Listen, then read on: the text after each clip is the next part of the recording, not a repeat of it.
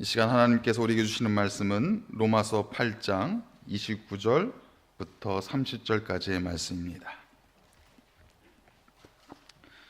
로마서 8장 29절부터 30절까지의 말씀을 함께 봉독하겠습니다.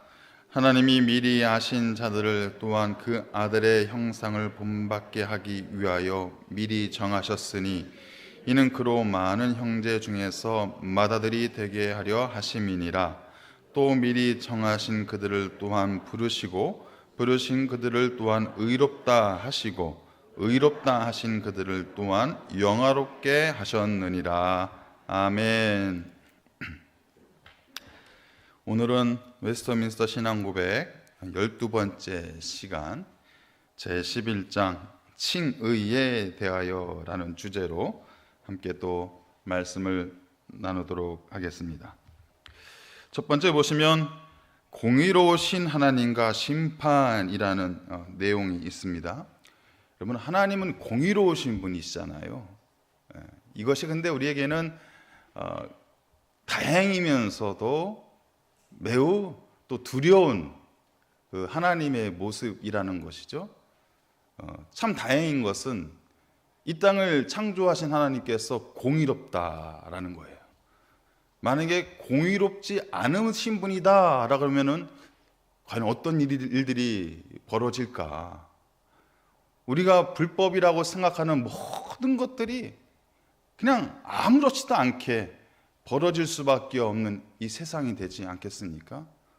불의한 하나님이셨다면 과연 우리가 이 세상을 제대로 된 생각을 가지고 마음을 가지고 살아갈 수 있을까? 다른 사람들을 해치고 속이고 하는 일들이 아무렇지도 않게 벌어질 수도 있는 그저 질서가 없는 그런 세상에서 우리가 살아간다고 했을 때는 이게 아찔하더라고요. 그래서 하나님이 공의롭다라는 것은 너무나도 다행스러운, 너무나도 감사한 그 모습이 아닐까라는 생각이 들어요.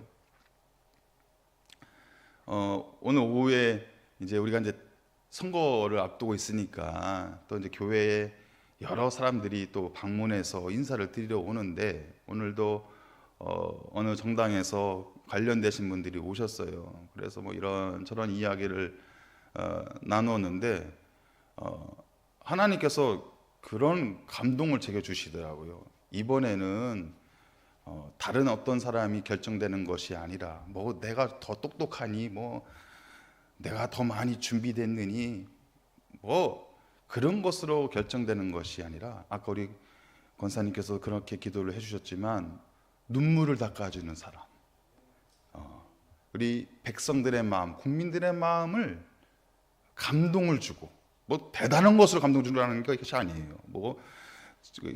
정책으로 공약으로 우리는 전혀 그런 거 관심 없으시잖아요. 이런저런 이야기를 하는데 그게 그거 같고 그게 그거 같고 별로 차이점도 모르겠어요. 그런데 제게 드는 생각이 뭐냐면 국민들의 마음, 그 지쳐있는 마음, 맨날 싸우니까 그걸 보면서 지쳐있는 국민들의 마음에 감동을 주는, 아주 사소한 것이라도 감동을 주고 눈물을 닦아주는 사람, 아마 우리 국민들이, 백성들이 그 사람을 선택할 것이다 라고 제가 이야기했어요. 괜찮죠? 맞잖아요. 저도 그런 성령의 그런 음성이 들려서 그 얘기를 해드렸습니다. 그래서 이 나라의 지도자를 뽑는 것도 너무 중요한 일이지만 온 세상을 주관하시는 하나님께서 불의하신 분이라면 이거는 우리에게는 도저히 감당할 수 없는 세상의 모습이 될 것입니다. 근데 다행인 것은 하나님은 공의로우신 분이다. 공의로운 분이다. 공평하시고 공의로우신 분이다. 이것이 우리에게는 큰 다행한 모습이다라는 거예요. 근데 또 다른 한편으로는 하나님께서 공의로우시다는 것은 우리에게 너무나도 두려운 소식이에요. 왜냐하면 하나님은요 타협이 없으신 분이에요. 하나님의 심판대 앞에서는요 일절 타협이 없으신 분입니다. 우리 믿음을 갖고 예수의 이름으로 구원받은 우리의 인생도, 우리의 삶도 하나님의 심판대 앞에서는요, 우리의 행위가 다 드러날 수밖에 없어요. 그 순간에 하나님의 심판대 앞에서는요, 우리의 지나온 행적들이 그냥 영화 필름처럼 싹 지나가요. 순식간에. 제가 이것을 언제 경험했냐면요, 군대 얘기해서 죄송한데, 이 유격 훈련을 받다 보면 이 죽음의 그 순간을 느낄 수 있는 훈련들을 받거든요. 그런데 그 긴박한 순간에요, 내가 이러다 죽을 수도 있겠구나 하는 순간에, 그 찰나에 저의 일생의 그 필름들이 싹 지나가더라고요. 너무 신기했어요. 그 1초도 안 되는 그 순간인데도 제 지나온 삶의 그 순간들이 눈앞에서 싹 지나가는 거예요. 신비한 경험을 했어요. 아마 이런 경험을 해보신 분들도 있으실 거예요. 하나님의 심판대 앞에서는요, 우리 모든 지나온 행적들이 순식간에 쫙 펼쳐지게 된다는 거예요. 그리고 하나님은 그것을 우리에게 물어보신다는 거예요. 물론 우리의 구원이 취소가 되는 것은 아니에요. 다 구원받습니다. 구원받으신 분들이기 때문에 이 자리에 나와 계신 것이고, 하나님이 우리를 택한 백성들이기 때문에 구원은 바뀌지 않아요. 그런데 지나온 우리의 삶의 모습은 하나님 앞에서 언젠가는 그것이 드러날 수밖에 없다라는 것이죠. 그래서 하나님이 공의로우시다는 것은 우리에게라도 너무너무나도 두려운 소식이다라는 것입니다. 하나님의 심판대 앞에서요, 누가 감히 그 모습을 숨길 수가 있겠어요. 너무 두려운 순간이에요. 법정에 한번 서보신 적 있으세요? 법정, 재판대 앞에서 한 분도 없으시죠? 저도 없는데 경찰서에는 가봤어요. 그런 눈으로 보지 마시고 경찰서에는 가봤어요. 경찰서 갔는데요, 그 안에 딱 들어갔는데 확 주눅이 들더라고요. 두렵더라고요. 전도사 시절에 교회에서 예배를 드리는데 어느 여성분이 막 난동을 부리는 거예요. 예배를 막 방해하고 막. 그래서 또 이제 전도사라는 사명감으로 이제 그분을 잘 이렇게 붙잡아서 밖으로 이제 이렇게 모시고 갔는데, 그분이 이제 자기를 그렇게 다뤘다고 경찰서에 고소를 한 거예요. 그래서 그때 그 현장에 있었던 전도사들 다 경찰서로 오라고 그래가지고 들어가는데, 저는 죄가 없잖아요. 죄가 없는데도 경찰서에 들어가는데 이게 뭔가 죄인이 된 것 같아요. 괜히 앞에서 회개기도 하게 되고. 근데 경찰서도 그런데 법정 앞에 쓴다면 우리의 마음이 어떻겠어요? 그죠? 굉장히 두려운 마음이 들지 않겠습니까? 그런데도 하나님의 재판대 앞에 쓴다면, 하나님의 재판대 앞에, 그 심판대 앞에 쓴다면 그 누구도 그 하나님의 영광스러움에 우리의 모습은 다 드러날 수밖에 없다라는 거예요. 그래서 공의로우신 하나님과 하나님의 심판대 앞에서는 우리는 다 죄인일 수밖에 없다. 시편 130편 3절 말씀 한번 읽어볼까요? 시작. 그래서 죄악을 지켜보실진대 주여 누가 서리이까. 공의로우신 주님께서 우리의 모든 것을 지켜보고 계시는데 그 하나님의 영광스러움 앞에 누가 설 수 있겠습니까? 하나님의 심판대 앞에 누가 과연 제대로 설 수 있겠습니까? 이런 고백으로 이 말씀이 나오는 거 아니겠습니까? 그래서 하나님은 공의로우신 분이다. 그리고 하나님은 심판의 주시다. 그것을 우리가 알 수가 있습니다. 그런데 두 번째, 의를 이루어 주신 예수 그리스도가 있다라는 거예요. 우리는 죄인인데, 우리 의롭지 못한 존재들인데, 우리의 의를 대신해서 이루어 주신 예수 그리스도가 있다. 그 예수님께서 우리에게 의를 어떻게 이루어 주시는가? 은혜의 언약과 행위의 언약으로 완전하게 이루어 주신다라는 겁니다.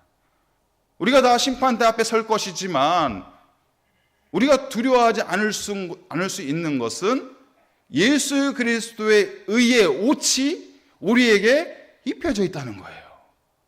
우리는 이 안에 죄성으로 가득하지만 예수 그리스도의 옷이 우리에게 입혀져 있기 때문에 우리는 하나님의 심판대 앞에 설 수 있다라는 거예요.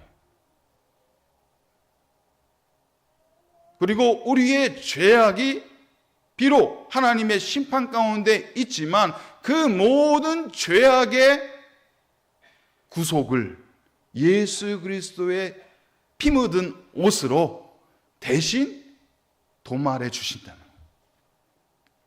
그래서 예수님은 그 의로움을 우리에게 어떻게 이루어 주셨는가? 은혜의 언약과 행위의 언약으로 완성시켜 주셨다. 의의 언약이 무엇입니까? 은혜의 언약이 무엇입니까? 예수님께서 십자가를 지심으로, 예수님의 핏값으로, 예수님의 십자가의 은혜로 우리에게 모든 의로움을 완성시켜 주셨다는 거예요. 내가 십자가에 못 박혀야 되는데, 나의 죄값으로 십자가에 못 박혀야 되는데 예수님의 은혜의 언약, 그것을 완성시킴으로 인해서 우리의 모든 죄의 값은 대속되었다. 예수님께서 그렇게 완성을 시켜주셨다라는 거예요. 또 하나는 뭡니까? 행위의 언약을 완전하게 이루어주셨다. 하나님께서 아담을 만드시고 이 행위의 언약을 주셨잖아요. 이 동산에 있는 모든 실과를 너가 다 먹을 수 있는데 이것만은 먹지 마라. 그 행위를 하나님께서 율법을 주셨는데 그것을 이루지 못했잖아요.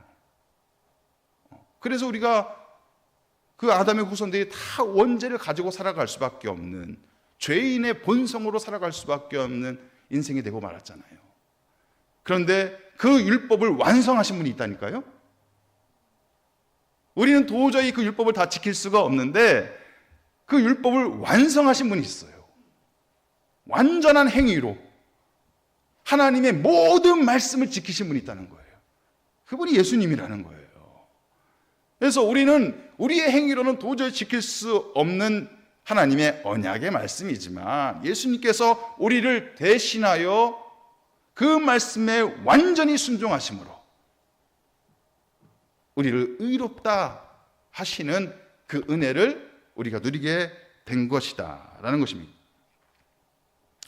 그 다음에 보시면은 우리가 예수님에게 받은 의로움의 세 가지 특징이 있어요. 우리가 의로워질 수 있는 것은 우리 안에서부터 그 의로움이 만들어지는 것이 아니라 예수님께로부터, 밖에서부터 온 의로 우리가 새로워지는 것이다. 그냥 우리의 죄성으로는 의로워질 수가 없어요. 그런데 우리를 대신하여 은혜의 언약을 완성하시고 행위의 언약을 완성하신 예수님께서 우리에게 그 의로움을 부어주셨기 때문에, 입혀주셨기 때문에 밖으로부터 우리에게 온 의다. 그리고 정가된 의다. 예수님의 희생이 대신하여 우리에게 임했던 것이죠. 예수님의 의가, 완전한 의가 우리에게 정가된 것이고 우리의 죄성이 예수님에게로 정가된 것이고, 그래서 이게 정가됐다라는 표현을 씁니다. 세 번째는요, 법적인 의예요. 이거는 뭐냐면 우리는 여전히 죄인이에요. 여전히 죄인이에요. 오늘 죄를 몇 개나 지셨어요? 빨리 이야기하세요. 다 알고 있어요. 한 가지 이상씩은 다 지셨을 거예요. 우리는 여전히 죄인이에요. 여전히 죄인. 그런데 의인으로 인정받은 거예요. 인정. 이게 바로 법적인 용어라는 거예요. 우리가 완전한 의인이 된 건 아니잖아요. 의인으로 인정받은 거잖아요. 그것을 표현하여 법정인 의다라는 표현을 쓰고 있다라는 것입니다. 그래서 우리는 예수님의 의를 힘입어서 천국 백성으로 살아갈 수 있는 것이다. 그것을 소망하며 살아갈 수 있는 것이다. 예수님의 의로 우리는 살아가는 것이다 라는 것을 말씀드릴 수가 있어요. 그런데 이 칭의에 대해서 논쟁이 가장 극심한 것이 이 칭의에 대한 주제인데, 개신교와 천주교의 갈등이 바로 이 칭의로부터 시작이 되고 있어요. 칭의. 우리가 이제 기독교라고 하잖아요. 기독교. 우리는 다 기독교잖아요. 이 기독교의 이 범주에 들어오는 것은 우리 개신교, 우리 뭐 장로교, 감리교, 뭐 성결교, 또 순복음, 뭐 성공회, 이걸 다 개신교라고 그러는 거예요. 개신교. 이것도 기독교에 들어가는 거예요. 그리고 천주교, 로마 가톨릭. 그래서 이 가톨릭을요, 우리는 로마 가톨릭이라고 불러야 돼요. 왜냐하면 이 가톨릭이라는 게 뜻이 뭐냐면 보편적인 교회. 그러니까 모든 교회를 뜻하는 거예요. 가톨릭이라는 의미가. 그러니까 기독교가 가톨릭 교회예요. 모든 교회를 표현하는 것이기 때문에. 근데 우리가 알고 있는 천주교는 뭐냐면, 천주교는 뭐냐면 로마 가톨릭이에요. 로마 가톨릭. 그래서 로마 가톨릭, 교황이 있는, 이번에 교황이 새로 뽑혔죠. 그 교황이 있는 그들을 우리는 로마 가톨릭이라고 불러요. 이 로마 가톨릭도 기독교의 범주 안에 들어와 있어요. 또 하나 기독교의 범주 안에 들어와 있는 것이 뭐냐면요, 정교회. 들어보셨죠? 러시아 정교회. 여러분, 이 정교회가요, 유럽 쪽에서는 굉장한 이 역할을 하고 있어요. 자리를 갖고 있어요. 그래서 정교회, 개신교, 로마 가톨릭, 이것을 다 기독교라고 부르는 거예요. 근데 그 중에 이 개신교와 로마 가톨릭의 치열한 논쟁이 있었다는 거예요. 그것이 바로 칭의라는 개념입니다. 칭의. 개신교와 로마 가톨릭 사이에는 이신칭의 교리 전쟁이 있었다. 아주 치열해요. 여러분, 이신칭의라는 걸 들어보셨어요? 네, 한 번쯤은 들어보셨을 거예요. 이신칭의가 뭡니까? 이건 우리 개신교, 우리 장로교의 아주 핵심적인, 이거는 교리예요. 오직 믿음으로 의롭다 칭함을 받는 거예요.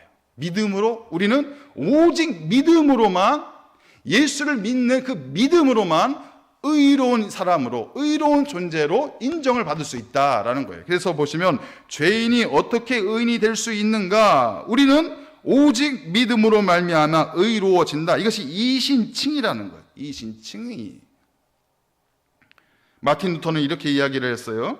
종교개혁가 마틴 루터. 오직 믿음으로 말미암는 의의 교리가 교회가 서고 무너지는 핵심이다. 그 정도로 중요하다는 거예요. 오직 믿음으로 의로워지고 오직 믿음으로 구원받는다는 이 교리가 교회가 서고 무너지는 핵심이다. 결정적인 교리라는 거예요. 또한 존 칼빈은 이렇게 이야기를 했어요. 믿음으로 의롭게 되는 그 칭의의 교리가 모든 기독교 교리의 핵심, 곧 모든 기독교 교리가 의지에 돌아가게 하는 돌적이와 같다. 칭의 교리가, 이신칭의 교리가 기독교에 있는, 우리 개신교회에 있는 모든 교리를 붙잡고 있는 돌적이가 뭔지 아세요? 돌적이, 경첩. 문을 연결하고 있는, 그 기둥과 연결하고 있는 경첩. 그러니까 기독교의 모든 교리가 우리 기독교와 연결되게 하는 그 경첩이 뭐냐? 이신칭의 교리라는 거예요. 오직 믿음으로 말미암아 구원받고 오직 믿음으로 말미암아 의로워진다. 그래서 밑에 보시면요, 칭의란 하나님이 죄인들을 의인으로 인정하시는 것이다. 인정해 주시는 거예요, 우리를.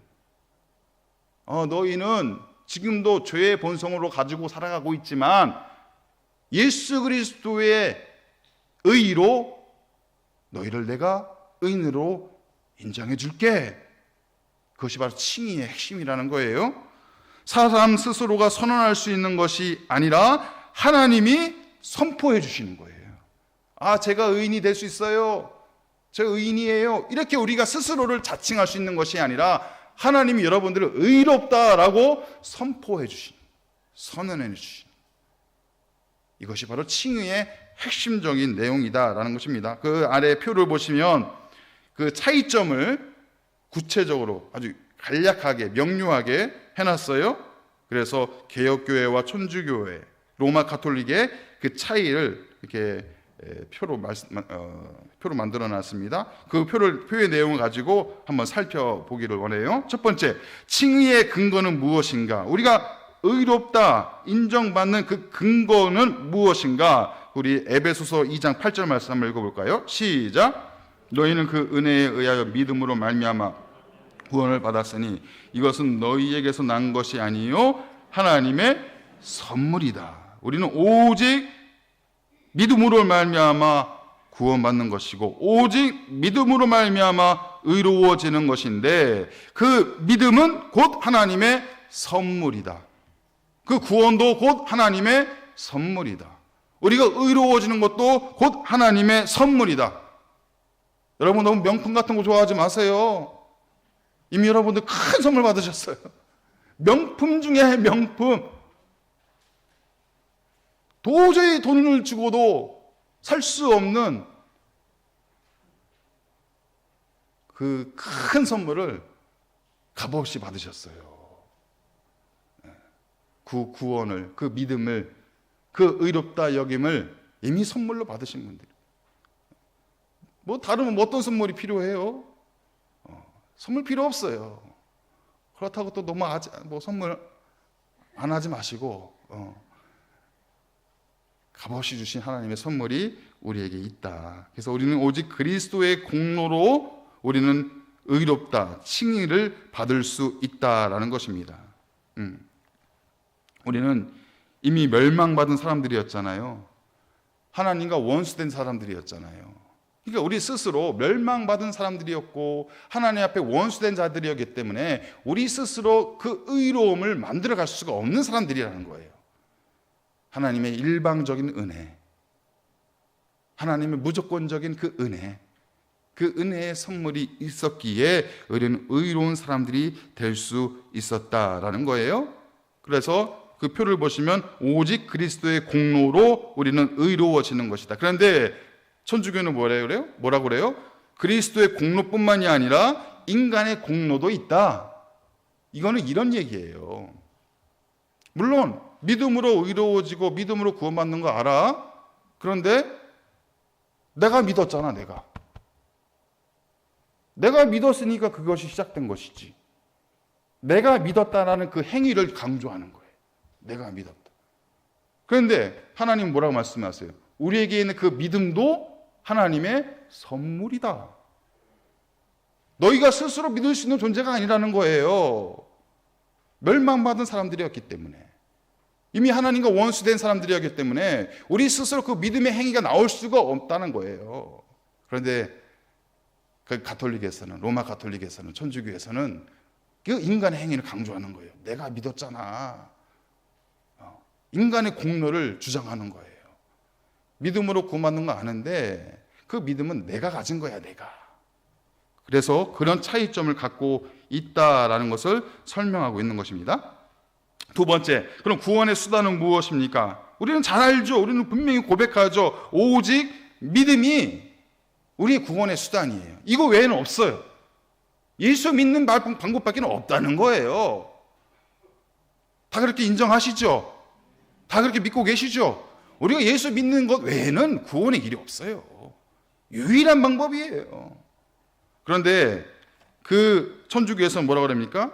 그 구원의 수단이 달라요. 영세와 고해성사다. 그래서 이 천주교에서의 영세는 매우 중요한 의미를 가지고 있어요. 영세를 받아야만 의로운 사람이 되는 거예요. 영세를 받아야만. 우리로 말하자면 세례를 받아야만 의로운 사람이 되는 거예요. 그 죄를 용서받은 사람이 되는 거예요. 그런데 문제는요, 이 천주교에서의 문제가 뭐냐면 용서를 받았는데 의로운 사람이 됐는데 또 죄를 짓잖아요. 그러면 의로운 사람이 취소가 된다는 거예요. 우리는 한 번 의로워진 사람이라면, 우리는 한 번 예수님 믿으면 영원토록 우리는 하나님 앞에 의인으로 인정받은 사람들입니다. 그런데 천주교는 안 그래요. 세례를 받았어도, 의로운 사람으로 인정됐어도 또 죄를 범하면 불의한 사람으로 된다는 거예요. 그래서 그것을 해결하기 위해서 고해성사를 하는 거예요. 죄를 지으면 내가 이제 또 의로운 사람에서 죄를 지으면 불의한 사람이 됐잖아요. 그럼 그 불의한 모습을 가지고 사제 앞에 나아가서 고해성사를 해야만 또다시 의로운 사람이 되는 거예요. 그래서 구원의 방법이 뭐냐? 영세와 고해성사라는 거예요. 그래서 그렇게 고해성사를 강조하는 거예요. 그러니까 하루에 10번도 의로운 사람이 됐다가 불의한 사람이 됐다가, 여러분 엿장수가 이 가위질을 몇 번이나 하신지 아세요? 엿장수 마음대로 하는 거예요. 하루에 삶을 살아가면서 또 일평생 살아가면서 어느 때는 의로운 사람이었다가 어느 때는 불의한 사람이 되었다가, 그래서 그 자신의 죄를 가서 사람들 앞에 고백하고 용서를 받아야 되는 그런 불완전한 인생을 살아갈 수밖에 없다는 것이죠. 그런데 우리가 믿는 교리는 한 번 의로운 사람으로, 예수의 이름으로, 예수의 보혈로 한 번 그 믿음을 가지고 영접하고 의로운 존재가 되었으면 하나님이 인정하신 거예요.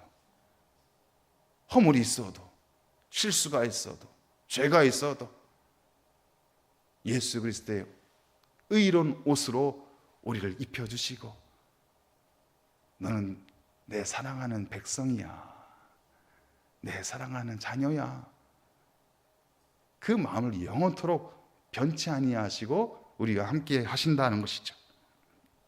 의가 획득되는 과정은 그럼 무엇인가? 여기서도 중요한 개념이 나오는데, 우리 개혁교회에서의 그 의가 획득되는 과정은 전가라고 아까 말씀드렸어요. 전가. 예수님의 의가 우리의 의로 전가되는 거예요. 또 우리의 죄악이 예수님에게로 전가되는 거예요. 그래서 예수님께서 우리의 죄값을 짊어지시고 십자가에서 못 박혀 죽으신 거잖아요. 그래서 이건 이중전가라고 그래요. 이중전가. 예수님의 의가 우리의 의로, 우리의 죄가 예수님에게 죄로, 그것이 전가되었다. 그런데 천주교에서는 그리스도의 의가 영세를 받을 때 주입된다고 그래요. 주입된다.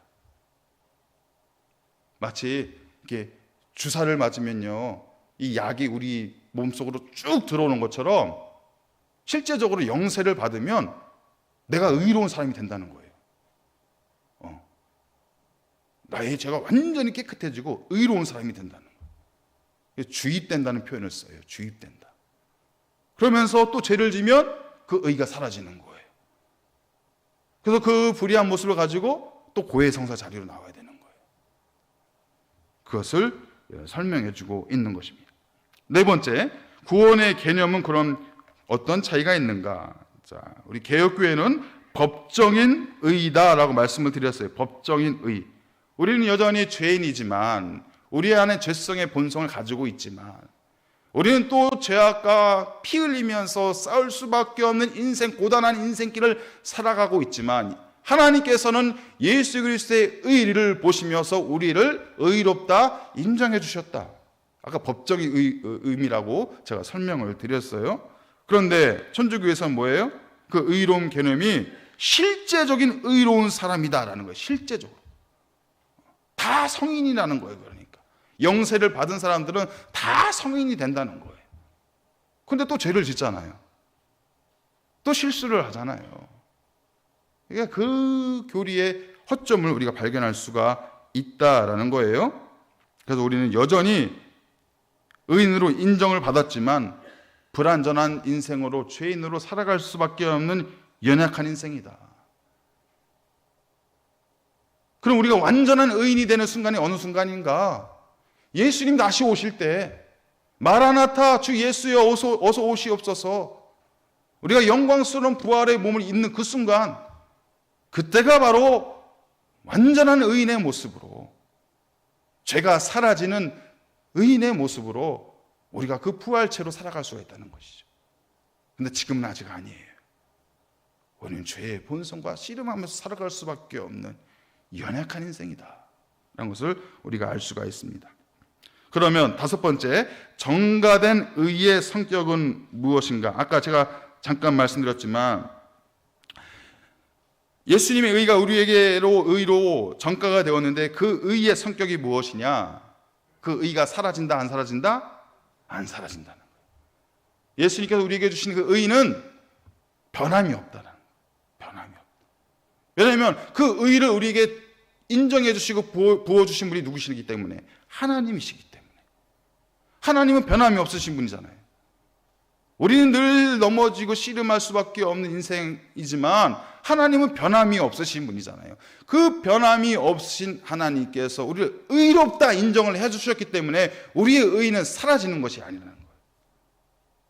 그런데 이걸 또 교묘하게 또 이용해 먹는 사람들이 있죠. 구원파들, 이단 구원파들.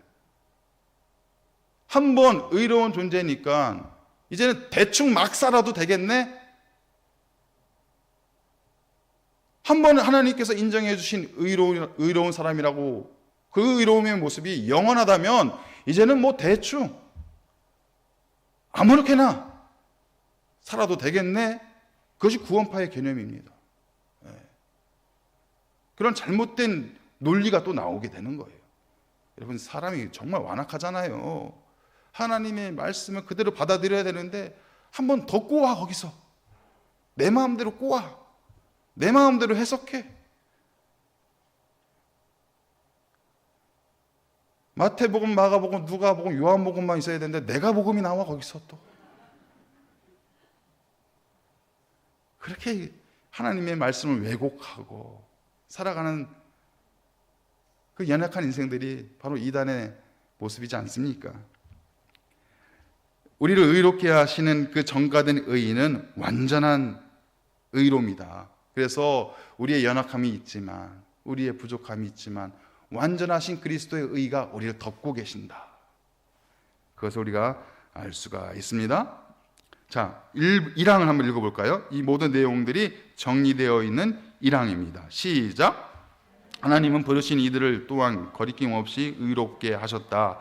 그들 안에 의를 주입하신 것이 아니라 그들의 죄를 용서하시고 그들을 의롭다고 간주하시고 용납하심으로써 의롭게 하셨다. 그들 안에서 무엇이 일어났거나 그들이 무엇을 행해서가 아니라 오로지 그리스도만 보아서 의롭게 하셨다. 또는 신앙 자체나 믿는 행동이나 그 밖에 무슨 신앙적인 복종을 의로운 것으로 그들에게 주입함으로써 그들을 의롭게 하신 것이 아니라 그리스도의 복종과 만족을 그들에게 돌림으로써 그들은 믿음으로 그리스도를 영접하고 그에게서 쉼을 얻고 그의 의를 얻게 된다. 이 믿음은 그들 자신의 믿음이 아니라 하나님의 선물이다.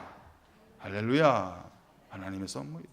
오직 예수 이름만, 오직 그리스도만 우리의 마음 가운데 있고 우리의 믿음 생활 가운데 붙잡고 살아가면 단순해요.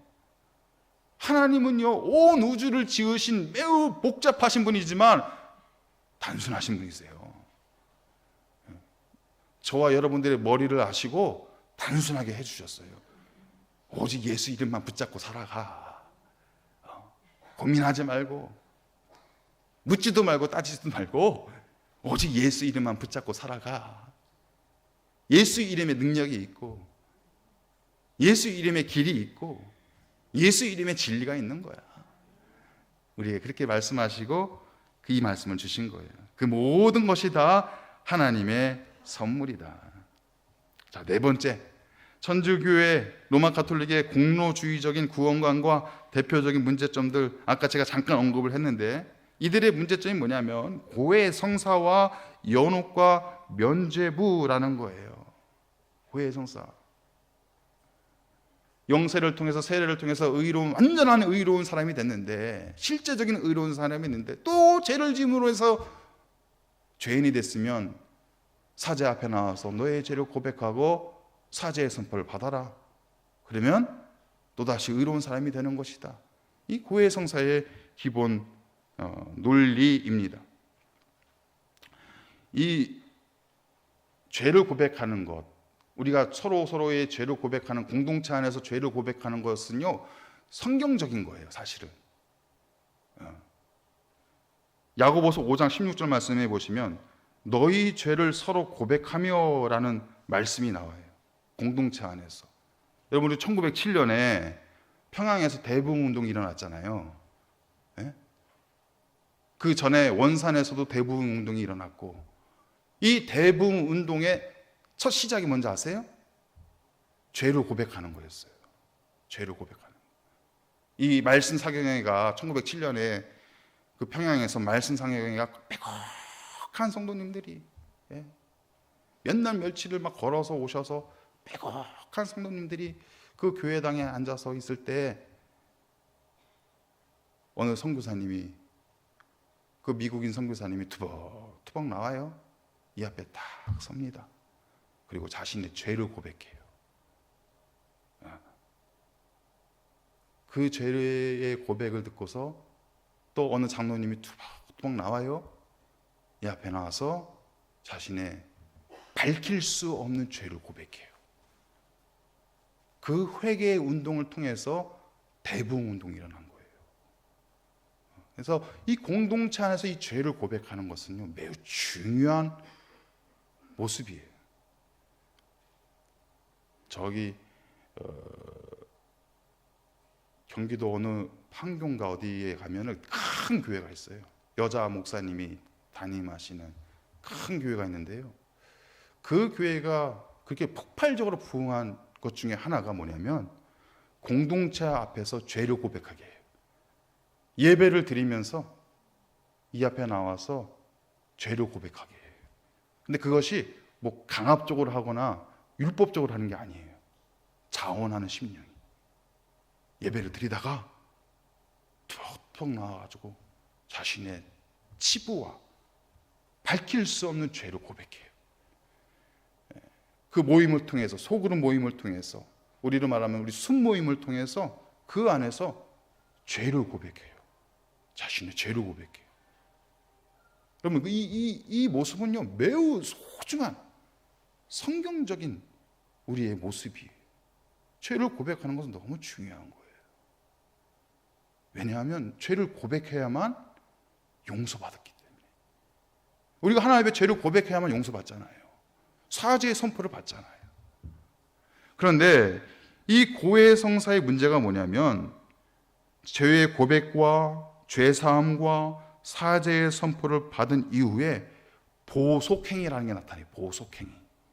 이게 뭐냐면 죄로 인해서 잃어버린 그 의의를 다시 내가 찾기 위해서, 내가 그 의의로움을 다시 얻기 위해서 내가 더 행위를 해야 된다는 거예요. 예를 들면 마리아 삼창을 해야 된다는 거예요. 예를 들면 더 선행을 해야 된다는 거예요. 그렇게 해야만 나의 의로움이 유지가 된다는 거예요. 나의 행위로 인해서 그 의로움을 지켜갈 수 있다는 거예요. 이게 문제가 되는 거예요. 이게 문제. 그 보석 행위를 함으로 인해서 나의 의로운 그 모습들을 지켜갈 수가 있는데, 그러다가 그것을 못하게 되면 다시 사제 앞에 나와서 고해성사를 해라. 그래서 사제에게 죄의 용서를 받아라. 이거예요. 이거. 근데 이게 문제가 되는 게 뭐냐면 그 다음에 이어지는 연옥과 면죄부로 나아가는 거예요. 여러분, 연옥이 무엇입니까? 연옥.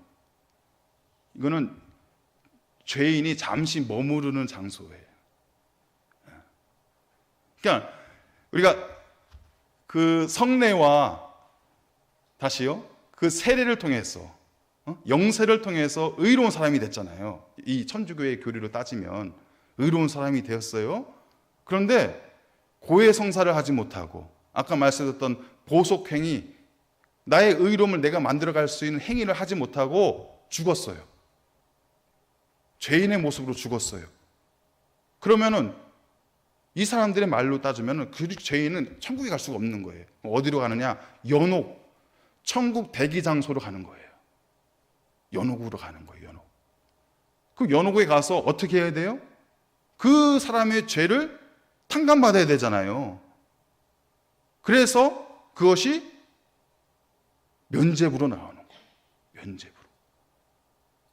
남겨진 사람들이, 그 죽어있는 그 연옥에 있는 사람들의 구원을 놓고서 교회 앞에다가 돈을 바치고 그 사람을 대신해서 기도하고 그 연옥에 있는 사람을 위해서 내가 선행을 대신해서 그 사람을 천국으로 들어가게 한다. 그것이 연옥사상이에요.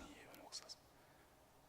이거는 성경적이지 않는 매우 비성경적인 사상입니다. 지금은 아마 이것을 천주교에서 강조하지 않을 거예요. 그런데 이 연옥사상으로 인해서 이 면죄부라는 아주 치명적인 실수를 하게 되는 거예요. 돈을 걷어들인 거예요. 구원받지 못한 사람들이 가 있는 그 연옥의 사람들을 내가 이 땅에서 그 사람들을 위해서 그 값을 지불하는 거예요. 교회에다가. 내 부모 중에, 내 가족 중에 그 연옥에 머물러 있다라는 그 마음으로, 그 생각으로 그들의 생명값을 대신 돈으로 지불하는 거예요. 그것이 바로 면죄부까지 나아가는 개념이 되었다라는 것입니다. 여러분, 성도가 죽으면요 하나님의 품에 가는 거예요. 뭐 연옥에 떠돌고 구천에 떠돌지는 않아요. 구천에 떠도는 귀신들은 있어요. 그냥 그 귀신들이에요. 우리가 죽으면 우리의 영혼은 하나님께로 가는 것이지, 하나님의 심판대로 가는 것이지, 막 이 세상 어딘가를 막 떠돌아다니는 것은 없어요. 이 세상에 존재하는 귀신은 원래 있던 귀신들이에요. 마귀들. 구천원 떠도는 귀신은 없어요. 그래서 우리가 이 천주교의 그런 문제점들을 볼 수가 있습니다. 그래서 그 밑에 보시면 개혁교회의 칭의에 대한 고백을 여러분들이 읽어보시면 그 말씀이 금방 다가올 수 있습니다. 우리 사망을 한번 읽어보겠습니다. 시작.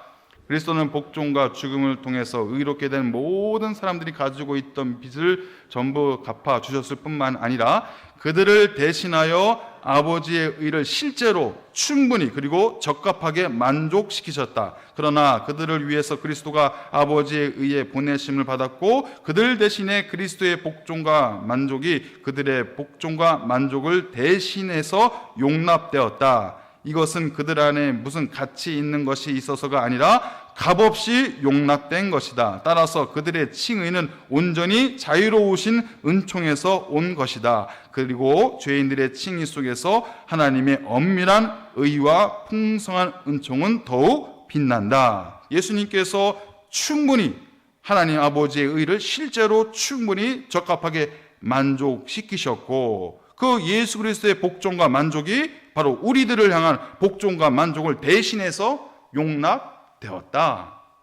그리고 그것은 모든 것은 값없이 용납이 된 것이다 라고 우리에게 말씀하고 있는 거예요. 다섯 번째, 칭의된 사람이 죄를 지으면 어떻게 되는 것인가? 5항 한번 읽어볼까요? 시작. 하나님은 의롭게 된 사람들의 죄를 계속적으로 용서하신다. 그들은 칭의의 자리에서 절대로 떨어질 수는 없으나 그들의 죄로 말미암아 하나님의 부성적인 노를 살 수도 있다. 이러한 경우에는 그들이 자신을 낮추고 죄를 고백하고 용서를 구하고 믿음과 회개를 새롭게 하기 전에는 그들은 회복된 하나님의 얼굴의 빛을 볼 수가 없다. 칭의된 사람들, 우리들, 예수님의 이름으로 의롭다 인정받은 우리들이 죄를 지으면 어떻게 된다는 거예요. 죄를 지으면 어떻게 된다. 그래서 말씀하는 것처럼 그 칭의된 자리, 한번 의롭다 여김을 받은 자리에서는 떨어질 수 없다. 그것이 취소될 수가 없다는 거예요. 그러나 뭐라고 그래요? 하나님의 부성적인 진노는 살 수 있다. 부성적인 진노. 아버지의 진노. 아버지의 마음의 진노. 사랑하는 아들의 그 잘못과 그 죄악을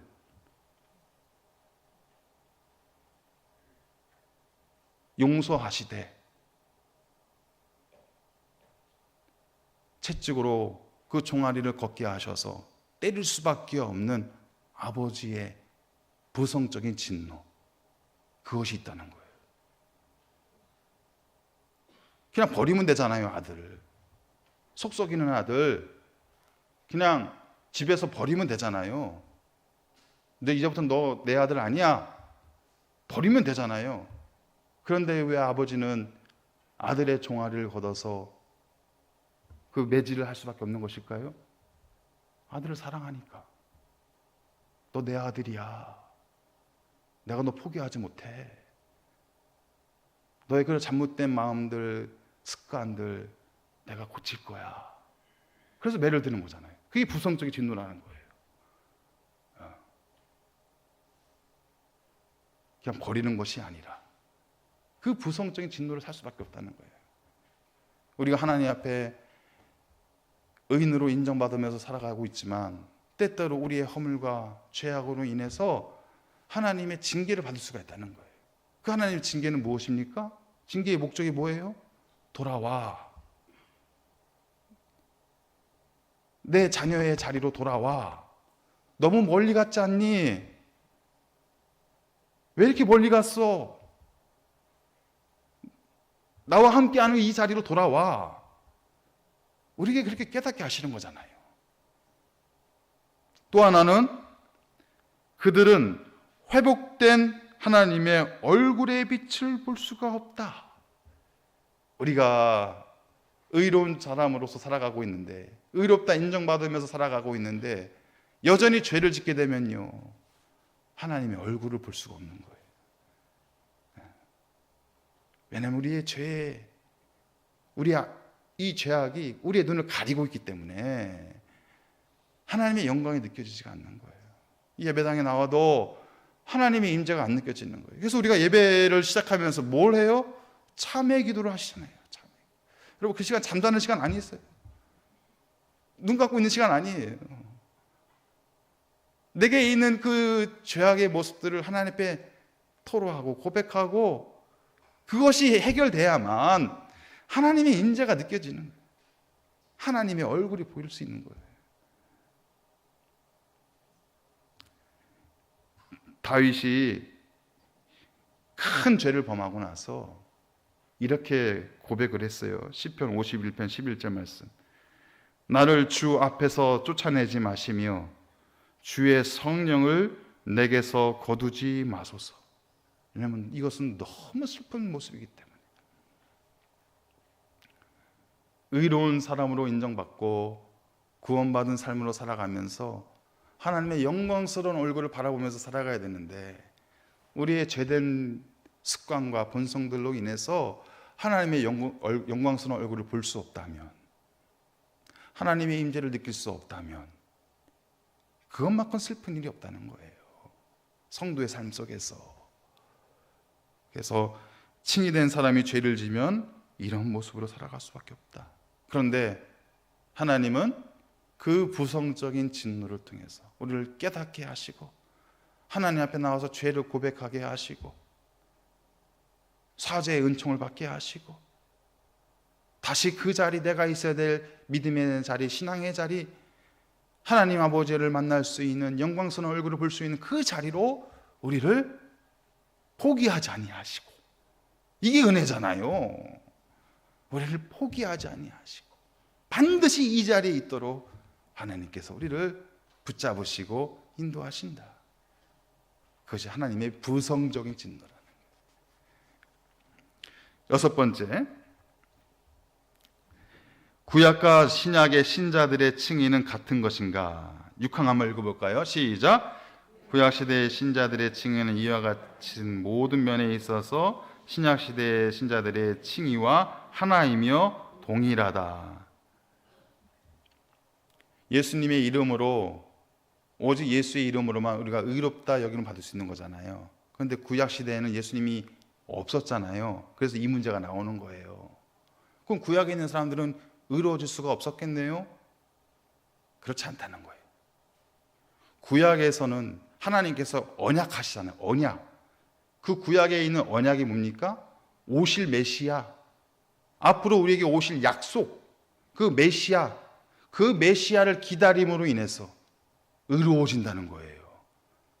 앞으로 오실 메시아, 하나님께서 약속하신 그 메시아를 믿음으로 기다리는 행위, 그것을 인해서 의로워졌다는 거예요.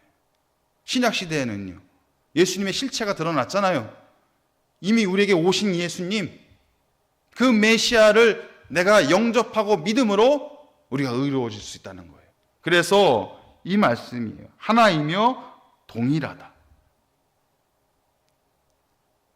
앞으로 오실 예수 그리스도를 내가 믿음으로 인해서도 우리가 의로워지는 것이고, 지금 오신 그 예수님을 내가 만남으로 인해서도 우리가 의로워질 수 있는 것이다. 오직 예수 이름만 우리가 붙잡고 있으면, 그것을 내 믿음 가운데 확신할 수만 있다면 우리는 의로운 사람으로 살아갈 수 있는 것이다. 이것을 우리에게 말씀하고 있는 것입니다. 자, 마지막 결론, 우리 빌립보서 3장 8절 말씀, 9절 말씀 함께 봉독합니다.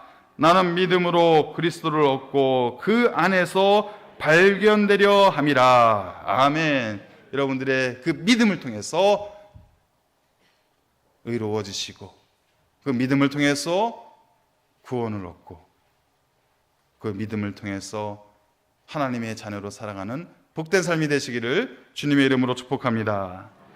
하나님 아버지 감사합니다. 우리가 무엇으로 의로운 사람이 될 수 있을지 오늘 말씀을 공부하면서 다시 한번 생각하게 되고 또 마음속에 기억하게 됩니다. 오직 예수 이름으로, 오직 믿음으로 의로운 사람이 되게 하여 주셔서 천국 백성의 기쁨을 누리며 살아갈 수 있는 우리 모든 분들 되게 하여 주시옵소서. 감사하며 예수 그리스도 이름으로 기도드립니다. 아멘.